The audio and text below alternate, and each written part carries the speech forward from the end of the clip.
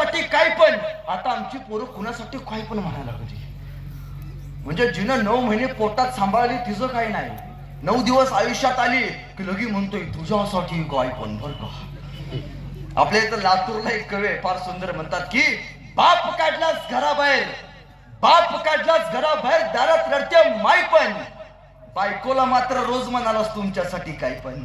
अरे लोकच पोटाला जन्माला यावा म्हणून हिनं किती केलते नवस, लोकच पोटाला जन्माला यावा म्हणून हिनं किती केलते नवस. इकडून तिकडून तिच्या नवसाला देव सुद्धा पावला, इकडून तिकडून तिच्या नवसाला देव सुद्धा पावला, आणि तुझ्यासारखा पोरगा तिच्या पदरामध्ये घावला. टाळ्या वाजवू नका.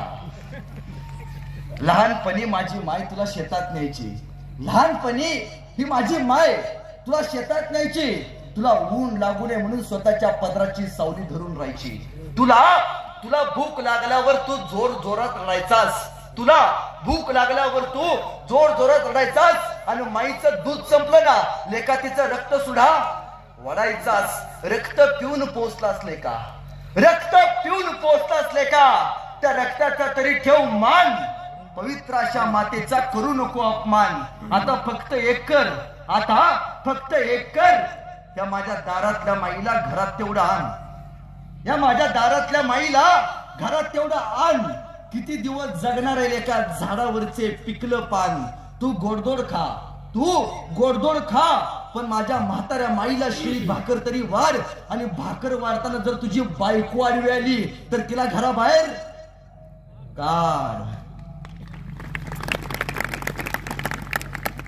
बायको जाणारच नाही मी तुला बॉन्डवर लिहून देतो, तुझी बायको जाणारच नाही मी तुला बॉन्डवर लिहून देतो. यदा कदाचित गेली तर पट्ट्या मला येऊन भेट, मी तुला दुसरी करून देतो. टाळ्या वाजू नका, अगोदर मिळून झाले त्या.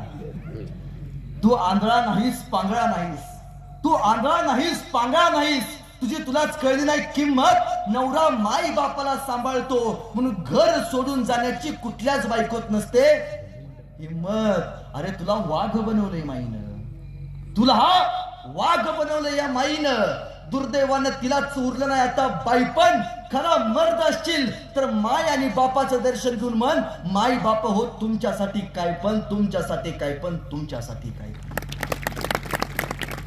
पोरांनो, यासाठी शिवचरित्र आपण वाचलं पाहिजे. का वाचलं पाहिजे? शिवचरित्र एक गोष्ट शिकवते, आयुष्यात एकदा तरी आपण आपल्या बापाला मिठी मारली पाहिजे. किती लोक आपल्या बापाला मिठी मारतात हो. बाप मेल्यानंतर 10,000चा जरी हार केला ना, मेलेला बापापर्यंत जिवंत करता येत नाही. बाप आहे तोपर्यंत बापाला मिठी मारायला शिका. तुम्हाला माहितीये छत्रपती शिवाजी महाराजांची संभाजी महाराजांची शेवटची भेट पन्हाळ्यावरती झाली. एका पोरानं आपल्या बापाला शेवटचं बघितलं, एका बापानं आपल्या पोराला शेवटचं बघितलं. महाराजांनी संभाजी राजांना मिठी मारली आणि शंभूराजे निघून गेले. काहीच दिवसात छत्रपती शिवाजी महाराजांचं निधन झालं. बाप परत बघायला मिळत नाही. बाप जिवंत आहे तोपर्यंत बापाला मिठी मारली पाहिजे. आणि आयुष्यात एकदा तरी आपण आपल्या बापाचा मार खाल्ला पाहिजे, आणि त्यातल्या त्यात बुटानं खाल्ला पाहिजे. का खाल्ला पाहिजे माहितीये? कारण ज्या पोरानं आणि ज्या पोरीनं आपल्या बापाचा मार खाल्लाय आणि त्यातल्या त्यात बुटानं खाल्लाय, त्याच पोराचा पाठीचा कणा ताट झालाय, आणि तेच पोरग आज समाजामध्ये अभिमानानं स्वाभिमानानं फिरतय. ही फक्त बाप नावाची ताकद आहे. आता कार्यक्रम सुटला की बुट घ्यायचं चालू करायचं. शिवचरित्र म्हणजे काय हो? शिवचरित्र म्हणजे 392 वर्षापूर्वी महाराजांच्या काळात एक 12 वर्षाचं पोरग होतं. बाहेरच्या राज्यात ते महाराष्ट्रात आलं आणि एका शेतकऱ्याला भेटलं आणि शेतकऱ्याला म्हणालं, असा कोणी माणूस आहे, असा कोणी माणूस आहे जो रयतेचं काम करतो? शेतकरी म्हणला, एक माणूस आहे. काय नाव त्या माणसाचं? त्या माणसाचं नाव शिवाजी राजा बर का. 12 वर्षाचं पोरग म्हणतंय, एकदा आयुष्यात फक्त एकदा मला त्या शिवाजी राजाला बघायचं आहे. 32 मनाच्या सोनेरी सिंहासनावरती बसलेला राजा कसा दिसतोय फक्त एकदा बघायचा आहे. तुला शिवाजी राजाला बघायचा आहे होय? हा होय. माझा राजा रायगडावरती राहतो. रायगड म्हणजे कुठं? छत्रपती शिवरायांचा स्वर्ग, आम्हा मर्द मावळ्यांचा स्वर्ग. रायगडावरती राहतो 12 वर्षाचं पोरग महाराजांना बघायला या डोंगरातनं त्या डोंगरात, या कडे कपऱ्यातनं त्या कडे कपऱ्यात पळत पळत गेलं. अरे पायात काटा टोचायचा, दगड टोचायचं, पण पोरग थांबायला तयार नव्हतं. का? एकदा फक्त महाराजांना बघायचंय. ते पोरग आलं, रायगडाच्या खाली आलं. त्याला भेटले महाराजांचे सेनापती, महाराजांचे पिये. सेनापतीने विचारलं, काय काम काढलंस रे? काय नाही जी, राजाला भेटायचं आहे. राजाला भेटायचं होय तुला? होय जी. काय करतोस? काय नाही जी, गाणं लिहितो. उत्तम उत्तम, कविता लिहितो. गाणं लिहितोस, कविता लिहितोस? मग आमच्या छत्रपती शिवाजी महाराजांवरती एखादं सुंदर असं गाणं लिहिलं असशील की? नाही बा म्हणला, ध्यानातच नाही राहिलं. मग एक काम कर, रायगडाच्या खाली जा, 10 दिवस थांब, महाराजांवरती सुंदर असं गाणं लिह आणि मग मला भेटाले. महाराजांचे पिये त्यापेक्षा कितली गरम. कुठलीच गोष्ट काय दाखवल्याशिवाय पास होत नाही. ते 12 वर्षाचं पोरग खाली गेलं, त्यानं महाराजांवरती एक सुंदर असं गाणं लिहिलं आणि ते घेऊन आलं गाणं सेनापतीला भेटायला. सेनापतीला म्हणाल, सेनापती महाराजांवरती सुंदर असं गाणं लिहिलंय. सेनापती म्हणजे ऐकव. आणि त्या 12 वर्षाच्या पोरानं महाराजांवरती लिहिलं सुंदर असं गाणं ऐकवलं. सेनापती म्हणजे बहुत खूप. आतापर्यंत छत्रपती शिवाजी महाराजांवरती एवढं सुंदर असं गाणं कोणी लिहिलं नाही, तू लिहिलास. ते गाणं आयुष्यात आपण एकदा तरी ऐकले. ते गाणं आयुष्यात आपण एकदा तरी स्वतःच्या स्टेटसला ठेवले. ते गाणं महाराज जिवंत असताना लिहिले, महाराजांच्या हयातीत लिहिलेलं एकमेव गाणं. त्या सेनापतीने त्या पोराला धरलं, राजांच्या समोरून उभा केलं आणि राजांना सेनापती म्हणतोय, राजे तुमच्यावरती उत्तम असं गाणं लिहिलंय. राजा म्हणजे ऐकव. आणि ते 12 वर्षाचं पोरग महाराजांवरती लिहिलं सुंदर असं गाणं ऐकवायला चालू झालं. माझ्याबरोबर सगळ्यांनी टाळ्या वाजवायच्या, हात वरती करा. आणि त्या 12 वर्षाचं पोरग राजांवरती लिहिलं सुंदर गाणं म्हणायला लागलं, इंद्र जबी जंब पर, बाड वसु अंब पर, रावण सर दंब पर, रघुकुल राजे पौन बारी बाह पर, शंभुरती नाह पर, जोस सब बाह पर, राम द्विज राजे दावा मृगझुंड पर, चित्ता मृगझुंड पर, भूषण वितृंड पर, कैसे मृगराज है तेज तम अंश पर, कन्न जिमी कंस पर, व्योमलक्ष बंस पर, शेर शिवराज है, शेर शिवराज है, शेर शिवराज. गाणं प्रत्येकानं ऐकले. हे गाणं महाराज जिवंत असताना लिहिलं. त्या कवीचं नाव कविभूषण. महाराज म्हणाले, कविभूषण वाह, तुम्ही काय सुंदर कविता लिहिलात. बोला कविभूषण, तुम्हाला काय बक्षीस देऊ? कविभूषण लगेच नाही म्हणाले, महाराज यवताच्या ग्रामपंचायतीच तेवढं बघा, का कुठे जिल्हा मध्यवर्ती घेताय का बघा. नाही सांगितलंय. महाराज म्हणतात, कविभूषण काय पाहिजे बोला. कविभूषण म्हणाले, महाराज हिरे माणिक मोती याहीपेक्षा छत्रपती शिवाजी महाराज ही सगळ्यात मोठी आमची दौलत आहे. या महाराजांनी त्या कवीचा सत्कार सोने नाणे देऊन केला. जगाच्या पाठीवरती एकमेव असा राजा आहे ज्यानं कलाकारांचा सन्मान केला. एकमेव राजा. इतिहास सांगतो त्या राजाचं नाव म्हणजे छत्रपती शिवाजी महाराज. पण पोरांनो, कधी प्रश्न पडलाय का हो? आपण महाराजांना आदराने काय म्हणतो? शिवबा. आता वडीलधारी मंडळ आहेत, आपण काय म्हणतो? शिवबा म्हणतो. शिवबा म्हणजे काय? शिवबा म्हणजे काय? शिवबा म्हणजे जिजाऊंच्या पोटी जन्माला आलेलं निरागस बाळ म्हणजे शिवबा. जिजाऊंच्या पोटी जन्माला आलेलं निरागस बाळ म्हणजे शिवबा. इंग्रज, डच, फ्रेंच यासारख्या अत्याचारांचा कर्दनकाळ म्हणजे शिवबा.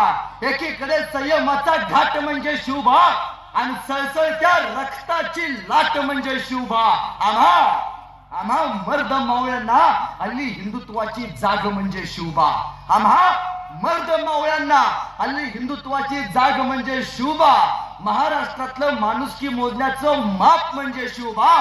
तुमचा, माझा आणि अखंड हिंदुस्थानाचा बाप म्हणजे शिवबा. तुमचा, माझा आणि अखंड हिंदुस्थानाचा बाप म्हणजे शिवबा. त्या बाप माणसाला आपण ऐकायला आज उपस्थित आहोत.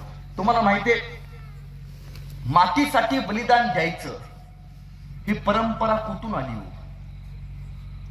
महाराजांचेच मावळे या मातीसाठी का लढले? एक एक हिरा, एक एक माणूस सांगतोय मातृभूमीसाठी का लढायचं आणि कशासाठी लढायचं. एकदा तानाजी मालुसरे महाराजांना भेटायला आले आणि राजांना म्हणाले, राज रायबाचं लगीन काढले बर का, राज रायबाच्या लग्नाला तुम्हाला यायला लागते बर का. राज जोपर्यंत तुम्ही माझ्या रायबाच्या डोक्यावरती सहपत्नीचा अक्षता टाकत नाही तोपर्यंत मी माझ्या रायबाचं लगीन करत नसतोय बर का. राजा म्हटले, अरे तान्हा रायबाचं लगीन काढलास होय, हा होय राज तुम्हाला यायला लागते बर का. अरे पण तान्हा कोंडा नागायचा म्हणतो रे, सरदिशी मागे सरला, हातात पत्रिका फेकला, राजा मी जातो बर का. अरे तान्हा तुझ्या रायबाच्या लग्नाचं काय नाही राज, आधी लगीन कोंडाण्याचं मग माझ्या रायबाचं. खाली आला, घोड्यावरती बसला, मान ठोकली आणि गेला गेला गेला गेला. तानाजी असा गेला, परत आलाच नाही. गड आला पण सिंह गेला. अनेकांनी बलिदान दिलं. आमचा शिवा काशीत न्हावी समाजाचा होता. शिवाला राजांकडे भेटला, राजांना म्हणतोय, राज एकदा संधी द्या राज, एकदा संधी द्या. आजपर्यंत शिवा काशीत न्हावी म्हणून लय फिरलोय राज, या न्हाव्याला फक्त एकदा संधी द्या. राज आजपर्यंत शिवा काशीत म्हणून फिरलोय, मरताना छत्रपती शिवाजी महाराज म्हणून मरायचं एकदा संधी द्या राज, एकदा. आमचे बाजी काका, राजा लाख मेले तरी चालतील पण लाखाच्या पोशिंद्याला हात सुद्धा लागता कामा नाही राज. अनेकांनी बलिदान दिलं या मातीसाठी, पण आपण एकच बाजू बघतो नाण्याची. नाण्याची दुसरी बाजू कधी बघितले का पोरांनो? का इतिहासानं कधी तुम्हाला आम्हाला नाण्याची दुसरी बाजू सांगितली? दुसरी बाजू अशी, या हिंदुस्थानात एक राजा होऊन गेला, ज्या राजानं या हिंदुस्थानात 14 वर्षाचा वनवास भोगला. त्या राजाचं नाव काय? काय नाव? प्रभू श्री राम. आपण अभिमानानं सांगतो की रामाने वनवास भोगला, पण रामाबरोबर सीतेनं वनवास भोगला हे किती लोकांनी सांगितले? बर, रामाचा भाऊ लक्ष्मणानं सुद्धा वनवास भोगला, पण कारण नसताना सुद्धा लक्ष्मणाच्या पत्नीला सुद्धा वनवास भोगावा लागला हे किती लोकांनी सांगितले? म्हणून मला सांगावं वाटतं की ज्यावेळी तानाजी मालुसरे लढायला चालले, अरे पोरला हळद लागले, मंडप सजलाय, त्या बायकोला काय वाटलं असेल? पोराचं लगीन ठरलंय, नवरा लढायला चाललाय. आताची एखादी असती तरी म्हणजे असती थांबा, पण नाही. तानाजी मालुसरेंची पत्नी म्हणते, जावा, पोराच्या लग्नापेक्षा स्वराज्याचं लग्न पहिल्यांदा लय महत्वाचं आहे. ते सांगणं आहे हो, इतिहासाचं सांगणं आहे हे. काय वाटलं असेल तो शिवा काशी, त्याची 4 वर्षाची पोरगी होती. लखलखत्या डोळ्यांनी त्या शिवाच्या पोरीनं शिवाला बघितलं. माहिती होतं बाप मरणार आहे, गेल्यावरती बाप माघारी येणार नाही. अशी पोरे या मातृभूमीच्या रक्षणासाठी या मायमाऊलींनी समर्पित केली हो. या हिंदुस्थानातल्या माणसांबरोबर, मावळ्यांबरोबर या हिंदुस्थानातल्या माई माऊलींनी स्वतःच्या कपाळावरचं कुंकू आणि हातातल्या बांगड्या या स्वराज्यासाठी फोडून घेतल्यात. त्यावेळी इथं बसल्या माई माऊलींच्या कपाळावरचं कुंकू रंगले. ही फक्त छत्रपती शिवाजी महाराज नावाची ताकद आहे. हे उपकार आपण विसरता कामा नये. आपण महाराजांचा इतिहास सांगत असतो, समृद्ध इतिहास. महाराजांनी तुम्हाला आम्हाला गनिमी कावा शिकवला. मग गनिमी कावा म्हणजे काय? गुरिल्ला युद्ध तंत्र आपण म्हणतो. गनिमी कावा शिकवला महाराजांनी आम्हाला. अरे पण गनिमी कावा म्हणजे काय हेच आमच्या पोरांना माहिती नाही. गनिमी काव्याचं सुंदर उदाहरण तुम्हाला सांगतो. ज्यावेळी महाराजांचा राज्याभिषेक झाला, आता खर्च दांडगा झालाय, महाराजांनी हंबीर मामांना बोलवलं, सरसेनापती. आणि महाराज म्हणतात, हंबीर मामा जागा काढा मोक्याची, अशी जागा काढा ज्या किल्ल्यावरती बक्कम सोना असेल. एक जागा आहे महाराज. काय नाव? त्या गडाचं नाव बहादूरगड, बहादूर खानाचा गड. किती सोनं आहे तिथं? भरपूर सोना आहे महाराज. मग हंबीर मामा जावा, लुटा तो बहादूरगड, एवढा लुटा जेवढं सोनं आहे ना त्या किल्ल्यावरनं सगळं माघारी घेऊन या. पण महाराजांनी एक अट टाकली. महाराज म्हणतात, हंबीर मामा लढाई करायची, पण लढाईत एकाही सैनिकाचं रक्त सांडलं गेलं नाही पाहिजे. काय अट टाकली महाराजांनी? एकाही लढाईत एकाही मावळ्याचं रक्त सांडलं गेलं नाही पाहिजे, पण लढाई करायची. इथं गनिमी कावा चालू झाला. महाराजांनी असं का सांगितलं? महाराज म्हणतात, हंबीर मामा तुम्ही आज सोनं लुटाल, पण ज्यावेळी सोनं लुटाल त्यावेळी तो बहादूर खानाचा गड, तो बहादूर खान त्या गडावरनं 1.5 लाखाची फौज घेऊन तो थेट रायगडावरती येईल आणि स्वराज्य धोक्यात जाईल. हंबीर मामा लढाई करा, पण लढाईत रक्त सांडलं गेलं नाही पाहिजे. ठरलं. महाराजांनी सांगितलं, हंबीर मामा असं करा, किल्ल्यावरती किती सैनिक आहे? हा राज त्या बहादूर खानाकडे 2 लाखाचं सैनिक आहे. 2 लाखाचं सैनिक आहे ना, एक काम करा, स्वराज्यात आता 60,000ची फौज आहे आणि तुमच्याकडे 40,000ची फौज, किती झाले? 1 लाख. एक काम करा, बहादूरगड हा अहमदनगर पासून 100 किलोमीटर अंतरावरती आहे. पुण्यापासून 100 किलोमीटर अंतरावरती अहमदनगर जिल्ह्यामध्ये, आताच्या अहिल्यानगर जिल्ह्यामध्ये तो बहादूरगड येतो. महाराजांनी सांगितले, हंबीर मामा एक काम करा, 60,000चा सैनिक घेऊन तुम्ही बहादूरगडाचा समोरचा दरवाजा पुणे याच्याकडे उभा राहा. आणि हंबीर मामाला सांगितलं, हंबीर मामा 60,000ची फौज पुण्याकडे उभा करा आणि उरलेले 40,000 सैनिक घेऊन तुम्ही बहादूरगडाचा मागचा दरवाजा कुरकुंभ, या कुरकुंभ गावामध्ये तुम्ही 40,000ची फौज घेऊन उभा राहा. आणि इथं गनिमी कावा महाराजांनी चालू केला. झालं, सकाळ उठली, 10 वाजले, 60,000चं सैनिक घोड्यावरती बसलं पुण्याकडनं बहादूरगडाच्या समोरच्या दरवाजानं आणि उरलेलं 40,000 बहादूरगडाचा मागचा दरवाजा कुरकुंभ गावाच्या साईडला येतो. त्या कुरकुंभ गावामध्ये उभारलं. 60,000चं सैनिक घोड्यावरती बसलं आणि घोडी निघाली. हर हर महादेव, छत्रपती शिवाजी महाराज की. एक हेर पळत गेला, बहादूर खानाला सांगतोय, हुजूर मराठी आगे. दिवसा कधी येत नाहीत, रात्री जाऊन कार्यक्रम करून जातात. दिवसा आलेत, किल्ल्यावरती 1.5 लाखाचं सैनिक आहे, यदा कदाचित 3 लाखाचं सैनिक घेऊन आले असणार आहेत. या बहादूर खानानं बहादूरगडावरचे हवालदार, कोतवाल, वॉचमॅन, गेटमॅन पाक सगळे गोळा केले. सैनिक गोळा झालं, दोन्ही सैनिक जमून आलं, तलवार काढला. आता वार होणार, आता तुंबळ वार होणार. हर हर हा एकच जयघोष झाला, वार होणार. तोपर्यंत मराठ्यांनी रिव्हर्स गिअर टाकला, भागो. मराठे पुढं, बहादूर खान माग, मराठे पुढं, बहादूर खान माग. मराठे काय मला भेली वाटतं 60,000 आहे, ते मला वाटलं 2 लाख असतील. तो महागारी जितम करत किल्ल्याकडे यायला निघाला. जसा बहादूर खान बहादूरगडाच्या जवळ आला तसं मराठी मागणे पळत आले. हर हर महादेव, छत्रपती शिवाजी महाराज की. आता तुंबळ होणार, आता मारामारी होणार. तलवाऱ्या काढल्या, तोपर्यंत मराठ्यांनी परत रिव्हर्स गिअर टाकला, भागो. मराठे पुढं, बहादूर खान माग, मराठे पुढं, बहादूर खान माग. म्हणलं असं कुठं असते, लपछपीचा डाव चालू आहे. म्हणला हे तर महागारी पळून जाते. मराठे काय आता महागारी येणार नाहीत म्हणला. परत महागारी यायला निघाला. जितम करत जसा बहादूर खान बहादूरगडाच्या जवळ आला तसं मराठ्यांच्या घोड्यांनी परत महागारी पाठ फिरवली आणि मराठ्यांची घोडी पळत आली. तलवाऱ्या काढला, छत्रपती शिवाजी महाराज की नावाचा जयघोष झाला. तलवार काढली, वार करणार. तोपर्यंत मराठ्यांनी रिव्हर्स गिअर टाकला, भागो. मराठे पुढं, बहादूर खान माग, मराठे पुढं, बहादूर खान माग. त्या बहादूर खानाचा एक सरदार म्हणाला, हुजूर लई ताणलेत, आता महागारी यायची ना, तू चूप बैठ. जातील तिथवर ताणायची म्हणला.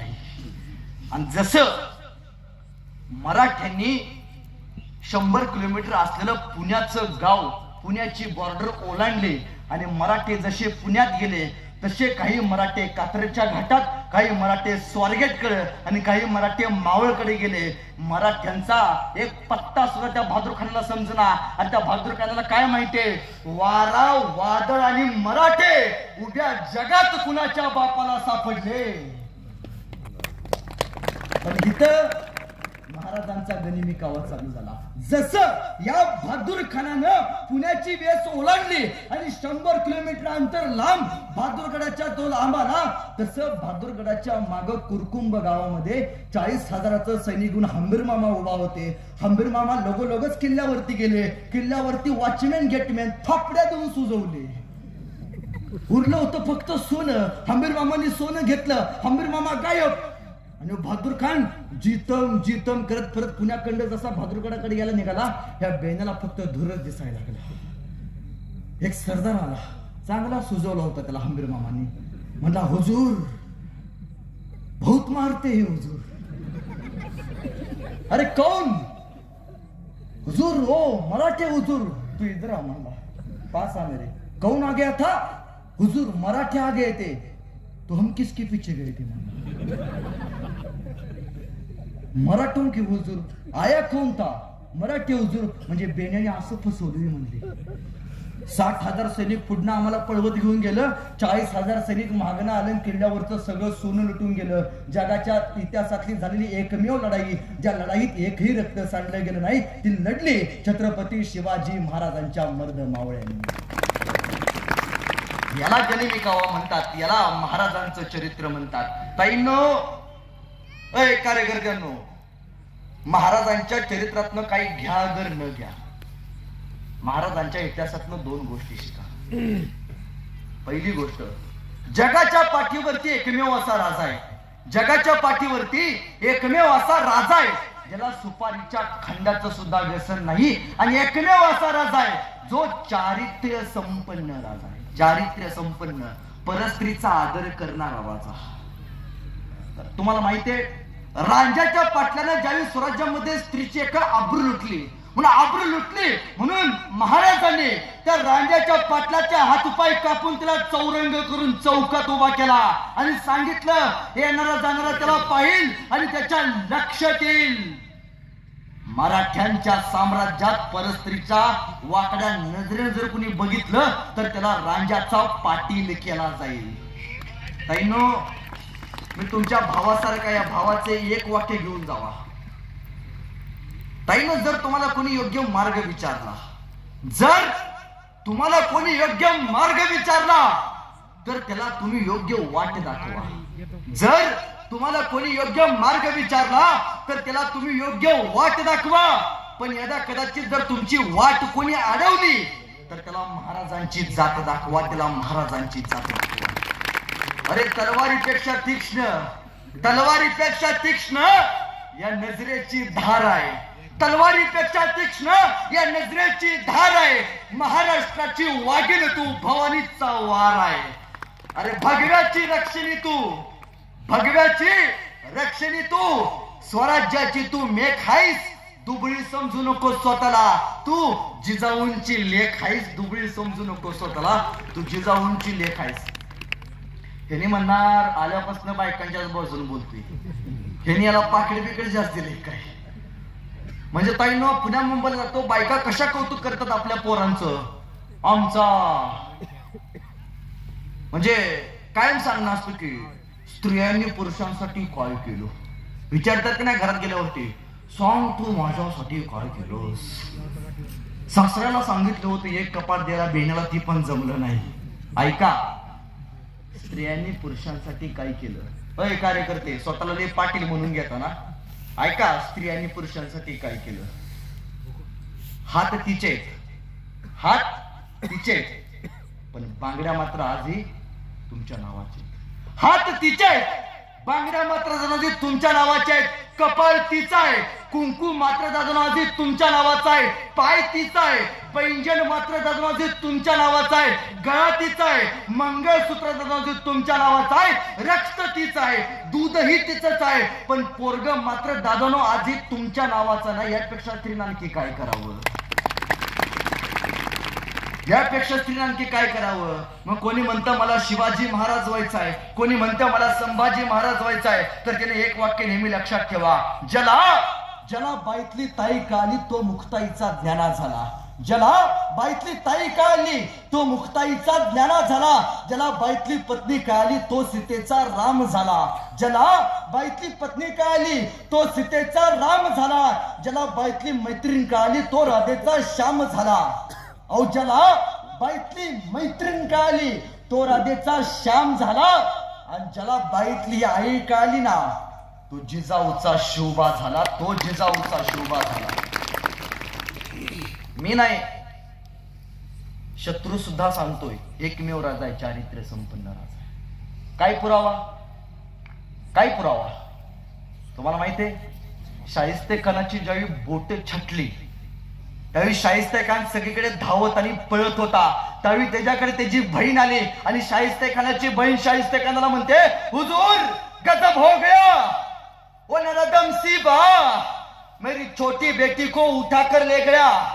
तर शाहिस्ते खान तिच्या बहिणीला म्हणतो, चुप कर पगली, ए पगली तुम चुप कर, ए पगली, ए सीबा किसी की उंगली काट सकता है, ये सीवा किसी की उंगली काट सकता है, ये सीवा किसी की गर्दन मान सकता है, पर ये सीवा किसी औरत या लड़की पर कभी हाथ नहीं डाल सकता.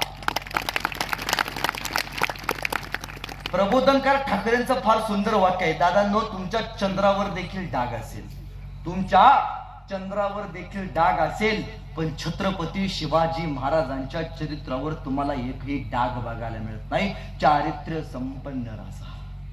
पण वाईट वाटतं साहेब, त्याच महाराष्ट्रामध्ये शिवजयंतीला आपण डॉल्बी डीजे लावतो. महाराजांनी जन्म आपली पोरं डॉल्बी डीजे वरती नाचावीत यासाठी घेतला का? महाराजांनी हिंदवी स्वराज्य या मावळ्यांनी रक्ताचा अभिषेक या मातीला आपली पोरं गाण्यावरती नाचावीत यासाठी घेतला का? नाही. माई माऊलीचा पदूर शाबूत राहिला पाहिजे यासाठी. मग आज आमच्या गावातली पोरं शिला जवान झाली, पिंकी पैसेवाली झाली, मुन्नी बदनाम झाली, आणि आपल्याच येवटा गावातल्या नगरीतल्या माई माऊलींची आबरू आपण गावच्या वेशीवरती टांगायला चालू केली. एक कवी मित्र एके ठिकाणी म्हणतो, वाईट वाटतं राजा या जगात जगावं लागतं, वाईट वाटतं राजा या जगात जगावं लागतं, आपल्याच आबरूची लखतर आबरू झाकण्यासाठीच मागावं लागतं. राज आया बहिणी कुणीच राहिली नाहीत राज इथं नाती. आज आया बहिणी कुणीच राहिली नाहीत राज इथं नाती. शासन करणारा तलवारीचीच राजा गंजून गेले इथं पाती. आपलं ते पोरग दुसऱ्याचं ते कार्ट म्हणावं लागतं. वाईट वाटतं राजा या जगात जगावं लागतं, वाईट वाटतं राजा या जगात जगावं लागतं. मुस्लिम धर्माचा सण असतो ईद.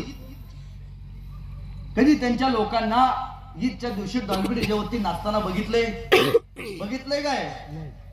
लय ठेका धरू वाटतो ना आपल्याला गाण्यावरती. बघितलंय? नाही बघितलं. ख्रिश्चन धर्माचा सण असतो नाताळ. कधी त्यांच्या लोकांना डॉल्बी डीजेवरती नाचताना बघितलंय? नाही बघत आपण. पण जो हिंदू धर्म, ज्या धर्मानं तुम्हाला आम्हाला अभिमान शिकवला, त्या हिंदू धर्मातली पोरं ज्यावेळी डॉल्बी डीजे वरती नाचतात त्यावेळी वाटतं की कुठेतरी चूक. महाराजांची मूर्ती मागं असतील, पुढे आपण गाण्यावरती नसतो. कसले महाराजांचे मावळे आपण.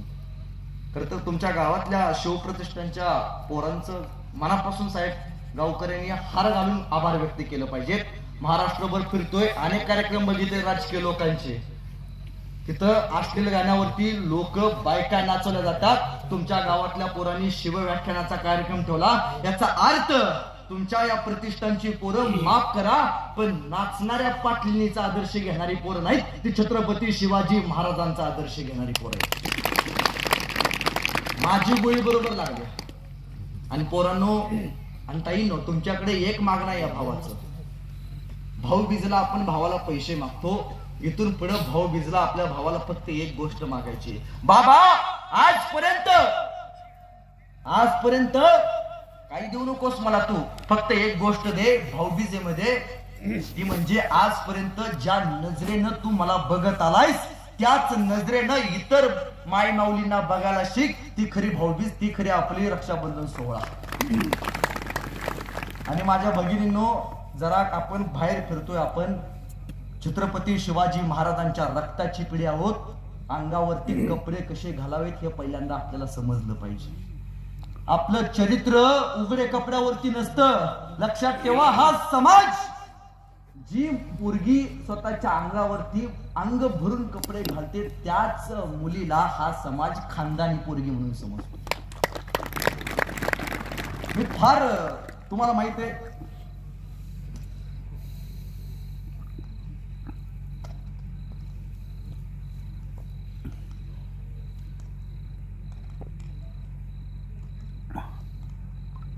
निघत नाही. हे मोबाईलचं माझ्या कव्हर आहे. हे कव्हर काढलं आणि मोबाईल खाली पडला तर या मोबाईलचं काय होणार आहे? काय होणार आहे? मोबाईल फुटणार आहे. कव्हर कशासाठी टाकलाय? मोबाईल फुटू नये म्हणून. तुम्हाला समजलं का? अंगावरती कपडे कशासाठी घालायचे असतात? आपली आबरू वाचावी. जर या कवर सारखे अंगावरचे कपडे फाडून जर आपण फिरलो तर आपल्या रक्ताच्या चितड्या सुद्धा या मातीत माणसं कमी करायला तयार होणार नाहीत. अरे आपण महाराजांचे मावळे आहोत, आपण महाराजांना आदर्श मानणारी माणसं आहोत. तुम्हाला माहितीये गेली 4 वर्षातला एक प्रसंग आहे. एक पुण्यामध्ये मुस्लिम स्त्री होती, देखणी लावण्यवती, जिच्याकडे फक्त बघावं आणि बघतच राहावं एवढी सुंदर. आणि सायंकाळी 12 वाजता काम आटपून ती घरी निघाली होती. जाताना तिच्या पाठीमागे काही गुंड लागली. स्वतःचा जीव वाचण्यासाठी ती या गलीत त्या गलीत सैरा वैरा पळायला लागली. तिच्या पाठीमागे गुंड तिच्या आबरू लुटवायचा एकच उद्देश होता. ती पोरगी पुढे पळत होती, तिच्या मागे ते गुंड पळत होते. शेवटी ती मुस्लिम पोरगी एका गल्लीत गेली. कोणी दार उघडे ना. शेवटी तिला एका गल्लीतल्या घराच्या दरवाजाच्या साईडची खिडकी तिला उघडी दिसली. ती मुस्लिम पोरगी पळत गेली. तिने त्या खिडकीतनं आत बघितलं आणि घराचा दरवाजा ठोठावला. आत होता हिंदू सदग्रहस्थ धरण बांड पोरग. त्या पोरानं त्या घराचा दरवाजा उघडला. ती मुस्लिम स्त्री आत गेली आणि तिने घराचा दरवाजा बंद केला. रात्रभर ती त्या घरात थांबली. रात्री ते गुंड निघून गेले. नाहीला असतो जाताना त्या मुलगीने त्या पोराला प्रश्न विचारला, का रे तूही तरुण आहेस, मी तरुण आहे. तो मुलगा त्या मुलगीला प्रश्न विचारतोय मुस्लिम स्त्रीला, का ग तूही तरुण आहेस, मी तरुण आहे. त्याच्या डोक्यात रात्रभर प्रश्न होता की मी तरुण आहे. मनात आणलं असतं तर मी सुद्धा हिची आबरू रात्री लुटली असती. कुठल्या विश्वासावरती तू माझ्या घरात येऊन थांबलीस.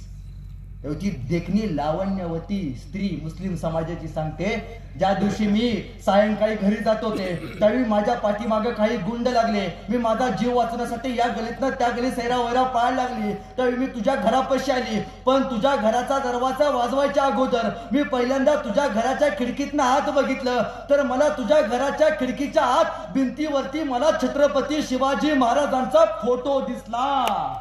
आणि मला माहितीये ज्या घरात महाराजांचा फोटो आहे त्या घरात परस्त्रीच्या पदराला देखील हात लागत नाही.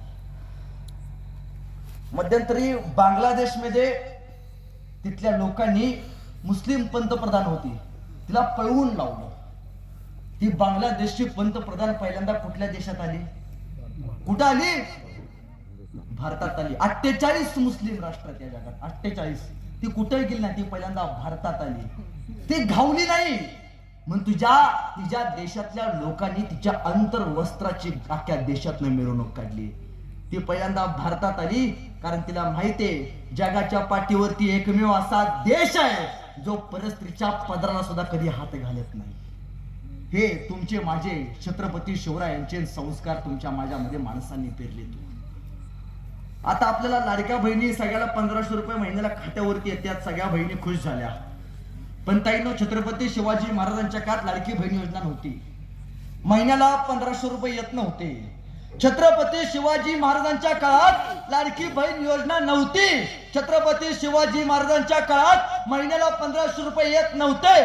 पण ताईनो छत्रपती शिवाजी महाराजांच्या काळात लाडकी बहीण योजना नव्हती पण लाडकी सुरक्षित बहीण मात्र योजना नक्कीच होती, जी या माणसांनी चालू केली होती, जी महाराजांनी चालू केली होती.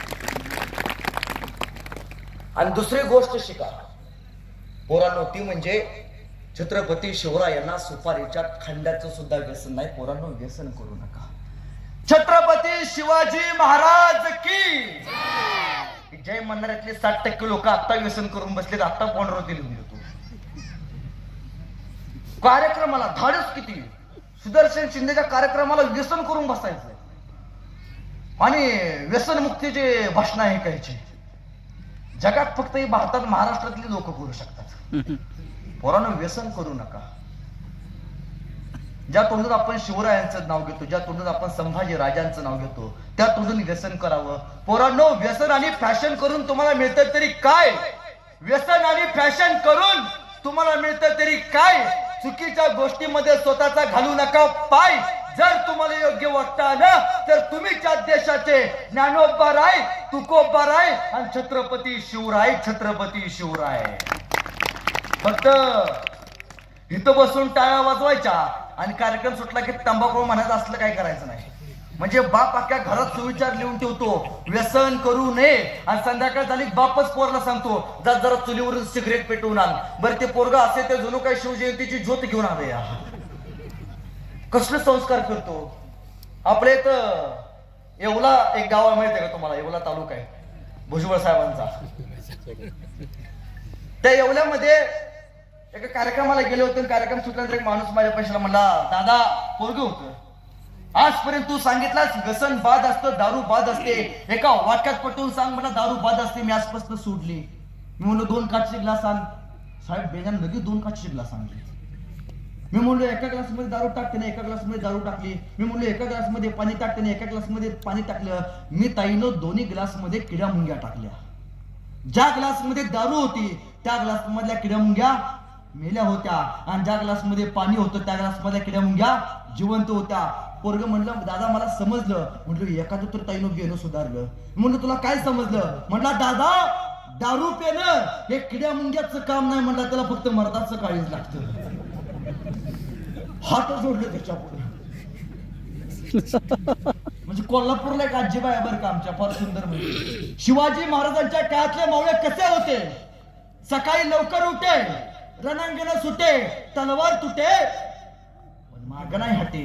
आताचे मावळे कसे आहेत? उशिरा उठे, दारूच्या अड्ड्यावर सुटे, बाटली फुटे, पण बेन माग नाही हटे. काय संस्कार घेतोय आपण? पोरांनो तुम्ही लई भाग्यवान आहेत. या महाराष्ट्रातली पोरं लई भाग्यवान आहेत. का माहितीये?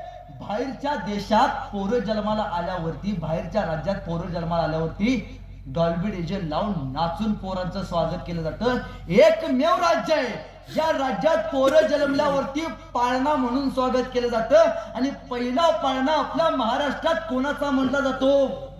छत्रपती शिवाजी महाराजांचा म्हणला जातो. अरे आपल्या जन्मावेळी छत्रपती शिवाजी महाराजांच्या पाळणा म्हणून स्वागत केलं जातं. आणि मरताना राम नाम सत्य हे प्रभू श्री रामाच्या नावात आपल्या अनंतात विलीन केलं जातं. एकमेव स्वराज्य हे शिकवतं ते म्हणजे छत्रपती शिवरायांचं तुम्हाला आम्हाला स्वराज्य शिकवतं. त्या राजाला तुम्ही आम्ही मानणारी माणसं आहोत. आणखीन एक गोष्ट शिका पोरांनो, एकमेकाला आई वडिलांवरनं शिव्या देणं बंद करा. आपण सहजच मित्राच्या आईला शिवी देतो, आणि आपण मित्राच्या घरी जातो तर मित्राची आई म्हणते ए बाळा चहा पितोस, म्हणजे त्या मित्राची आई आपल्याला काय म्हणते? बाळा म्हणते. म्हणजे आपण तिचं कोण झालो? लोक झालो. आपण आपल्या आईला शिवी द्यावी का? वरून शिव्या देणं बंद करा, परस्त्रीचा आदर करायला शिका. म्हणजे 1-2 पोरगा अशी रस्त्याने चालली होती, मित्र होते, समोर एका मित्राची आई येत होती, आणि त्या मित्राच्या आईला बघून तो दुसरा मित्र म्हणतो काय काकू कशा आहेत, तब्येत बिब्येत बरे आहे का? आणि घरी गेल्यावरती म्हातारी खोकलून मरते, तर तिला औषध आणून देत नाही. एवढी दलिंदर पिढी आहे जमातीमध्ये जन्माला आली. तेच पोरग बस स्टँड वरती जातं, काही मुलींची बस येणार असते, त्याला वाटतं तिच्याकडे बघून आपण आता स्टाईल मारली पाहिजे, म्हणून हे बेन गाडीवरती बसून बस स्टँड मध्ये जातं. काही मुली बसमधनं 4-5 मुली खाली उतरतात, समोर एक गाई जात असते, ते पोरग जातं गाडीवरनं त्या गाईच्या पाया पडतं, आणि घरी गेल्यावरती बाप म्हणतो जा जरा गोट्यातला जनावराला चारा टाक. ते म्हणतो हे आपण असली कामं करतो का? म्हणजे आपण काय करतोय? दुसऱ्याच्या माईला इज्जत देतोय आणि रस्त्यावरच्या गाईला नमस्कार करतोय. ज्या दिवशी या महाराष्ट्रातली पोरं पहिल्यांदा घरातली माय आणि गोठ्यातली गाय या 2 गोष्टींना इज्जत देतील, त्या दिवशी हा देश मोठा होईल, त्या दिवशी हा देश प्रजासत्ताक होईल. तुम्हाला माहितीये महाराजांना आपण शिवराय म्हणतो. महाराजांचा जन्म झाला त्या किल्ल्याचं नाव काय? काय नाव? शिवनेरी. महाराजांचा मृत्यू झाला त्या किल्ल्याचं नाव काय? रायगड. शिवनेरीचे पहिले 2 अक्षर म्हणजे आणि रायगडाचे पहिले 2 अक्षर म्हणजे, हे 2 शब्द तयार केल्यावर एक शब्द तयार होतो, त्या शब्दाचं नाव म्हणजे शिवराय. आयुष्यात एकदा तरी पोरांनो, आयुष्यात एकदा तरी आपण आपल्या राजाचा रायगड बघितला पाहिजे. किती लोकांनी बघितला? हात वरती करा. रायगड बघा मागे किती लोकांनी बघितला? हात खाली करा. गोव्याला किती लोक गेलते? सरपंचाने रात्री आधी पाठवल्या मला तिकडे. बरं झालं स्वस्ते बरं, लोणावळा खंडावळा. आयुष्यात लग्न झाल्यानंतर एकदा पोरांनो आपण महाराजांचा रायगड बघितला पाहिजे. ताईंनो, लग्न झाल्यानंतर आपल्या नवऱ्याला फक्त एकच सांगायचं, बाबा लगीन झाल्यावर लोणावळा खंडावळा काय दाखवू नकोस, आयुष्यात मला फक्त एकदा छत्रपती शिवाजी महाराजांचा रायगड दाखव. रायगड का बघायचा? मध्यंतरी बाहेरच्या देशातली एक पंतप्रधान अमेरिकेचे भारत भेटीला आल्यावरती आणि आल्यावरती भारताच्या गाईड्सने त्या पंतप्रधानांना विचारलं, सर तुम्हाला प्रेमाचं प्रतीक असलं ताजमहल दाखवू का सोन्याचं प्रतीक असलं गोल्डन टेम्पल दाखवू? तर अमेरिकेचे पंतप्रधान म्हणाले, ना मला तुमचं सोन्याचं टेम्पल बघायचं आहे, ना मला तुमचं प्रेमाचं प्रतीक असलं ताजमहल बघायचं आहे. मला फक्त माझ्या देशामध्ये ज्या राजाचा इतिहास शिकवला जातो ना, त्या राजाचा आयुष्यात फक्त एकदा रायगड बघायचा आहे, फक्त एकदा रायगड बघायचा. रायगडावरती जायचं, पण कसं जायचं? चालत नाही बरं का. काय करायचं? पहिल्या पायरीपासून शेवटच्या पायरीपर्यंत एक एक पायरी चढत जायचं. रोपवेन नाही, महाराजांचा किल्ला हा चालत बघायचा, चालत बघायचा. ज्यावेळी डोक्याचा घाम पायाच्या नकापर्यंत पोहोचेल ना, त्यावेळी रायगड बघायला मिळेल. रायगडावरती गेल्यावरती आमची पोरं काय बघतात?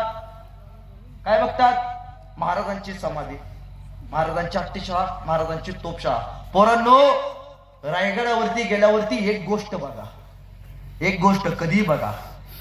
जगाच्या पाठीवरती एकमेव असा राजा आहे, जगाच्या पाठीवरती एकमेव असा राजा आहे जो जगातला सगळ्यात मोठा इंजिनियर आहे. सगळ्यात मोठा म्हणतोय, छाती ठोकून सांगतोय. का? कारण एकमेव असा राजा आहे ज्यानं स्वतःच्या वास्तूची गॅरंटी दिली. तुम्हाला माहितीये, तुमच्या गावातला एक इंजिनियर हुडकून दाखवा ज्यानं स्वतःच्या वास्तूची गॅरंटी दिली. या माईकची गॅरंटी तुम्हाला माहिती किती वर्ष टिकणार आहे? नाही माहिती. पण महाराजांनी त्यांच्या वास्तूची, किल्ल्याची वॉरंटी दिली. कुठे दिले? रायगडावरती जायचं, महाराजांच्या समाधीपाशी उभारायचं आणि पाठीमागं बघायचं. महाराजांनी भिंतीवरती, समाधीच्या पाठीमागे एक भिंत आहे, त्या भिंतीवरती जगातल्या सर्वोत्कृष्ट इंजिनियरनं वॉरंटी कार्ड छापले. महाराज म्हणतात, मी नाही बरं का, शेवटचं वाक्य आहे. महाराज म्हणतात, याव चंद्र दिवा करोती, म्हणजे काय?